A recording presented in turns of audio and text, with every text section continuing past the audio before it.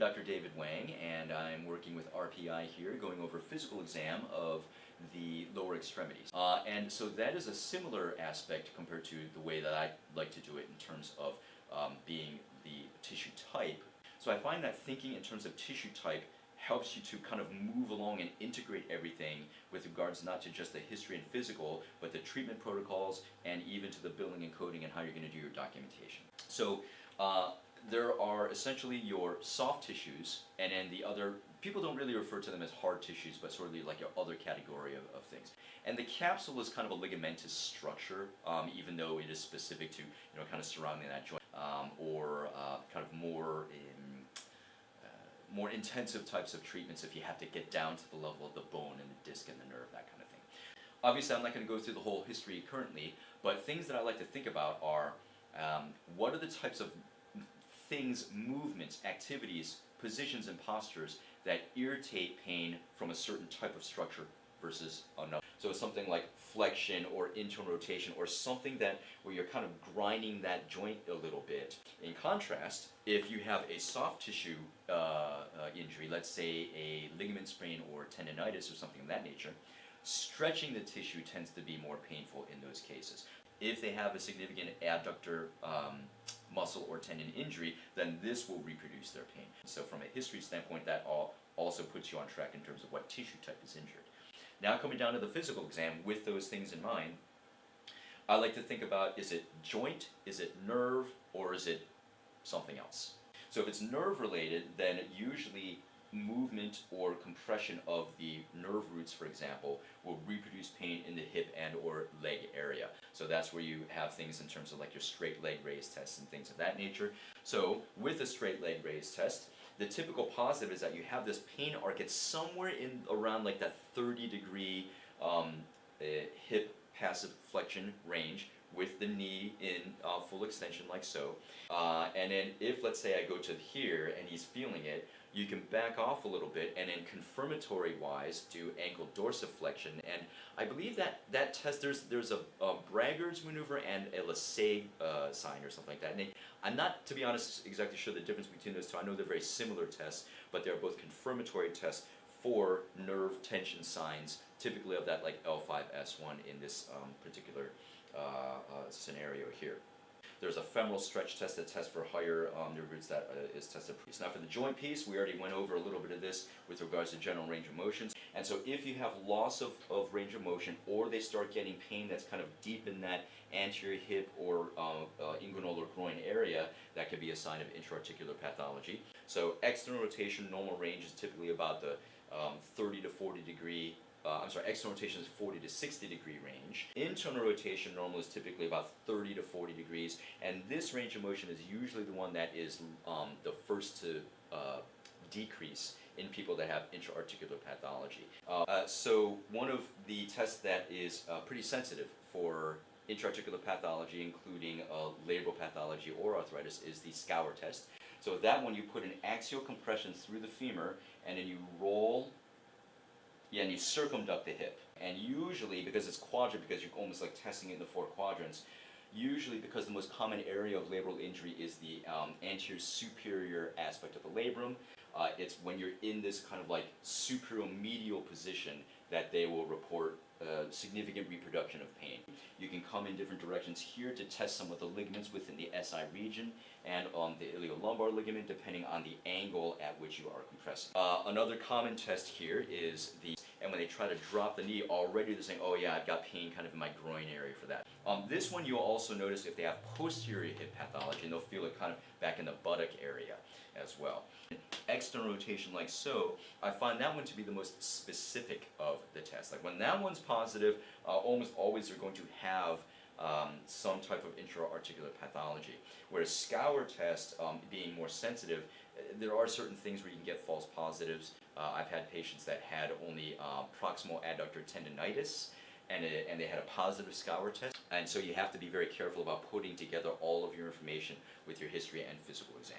It's like, let's say for example, this is one that is quite interesting with regards to the hip flexors. So for example, let's say I'm trying to determine whether it is iliopsoas or rectus femoris as a hip flexor that's causing pain. And they have pain with active hip flexion. So in active hip flexion, they have pain reproduction somewhere in the anterior hip. Okay, so with the knee bent, now if I have him flex, so go ahead and lift the knee again towards the ceiling, yeah, like so, okay, and relax. Because the knee is bent, it reduces the contribution of the rectus femoris, and you're getting more activation from the iliopsoas. So in that scenario, with that second position, with the knee flexed and trying to straighten the knee, that will activate all the quads, but the rectus femoris less so, because he's not activating hip flexors. Whereas in this first example, where he's lifting the whole leg, that's going to activate all four of the quads, including the rectus femoris, because he's actively flexing the hip. It takes a little bit of understanding of the anatomy to figure out, okay, how can I isolate one muscle over the other? Physical exam, and it is very, very useful when you're trying to isolate these different soft tissue injuries, these different muscle and tendon injuries, that's not just the orthopedic joint exam. It does require more anatomical knowledge, but when you have that knowledge and you can derive these different tests, you should feel good about yourself, because you have that next level of anatomical understanding, and it's going to take you very far. In count review will be okay.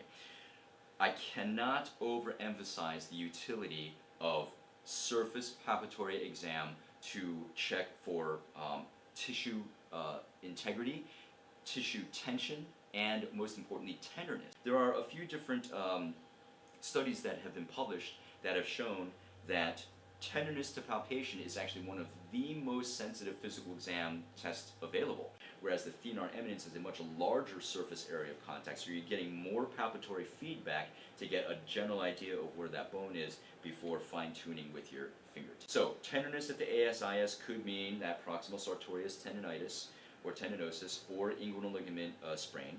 Then if you go about 2 centimeters inferior and 1 centimeter medial, that's going to put you over the AIIS or the anterior inferior iliac spine. Don't push in there with all this force and everything like that, or else the patient's going to want to smack you. For example, if they had a quad muscle tear, then as you roll over the quadriceps tendon, a lot of times you're going to feel a difference in the tissue tension. You'll find these myofascial zones where the muscle is just very tight in these little trigger points, plus it can reproduce pain in the patient. Right, so now we are examining the lateral and the posterior aspects of the hip. You can do active testing to check for muscle and tendon injuries and that sort of thing. So from here, if we wanted to test the hip abductors, such as gluteus, it's going to be primary gluteus medius as well as minimus. A little bit of tensor fasciae lata or TFL involvement. An S1 radiculopathy will knock out both plantar flexors such as the gastrocs, but it will also knock out gluteals. And so people that have an S1 radiculopathy a lot of times will have a little bit of weakness in that active hip abduction. And so in some patients, you will have reproduction of pain with this active test, even though active abduction with the leg straight is normal. So for example, in this sort of posterior, superior, lateral position, you can get tenderness of that gluteus medius. Whereas a little bit more anterior around the circumference of that greater trochanter, that's more specific for gluteus minimus. Whereas iliotibial band, you can have tenderness going at any point or multiple points down that IT band along the lateral thigh. Now, there are a lot of other attachments in this region, including the quadratus femoris, which is a little bit more inferior, and then inferior to that is gluteus maximus. And just posterior to the superior edge of the iliac crest, this is where the proximal aspect of the gluteal tendons attach. You can have subgluteal bursitis, where you get tenderness right in the middle of the gluteal aspect over here. So the so-called sits bone. You always want to maintain modesty for the patient and let them know what you're doing so that you don't catch them by surprise or have them feel uncomfortable. So I always counsel my patients, say, okay, I'm going to check for pain and tenderness in the attachments along that sits bone area down here, and I just tap it lightly.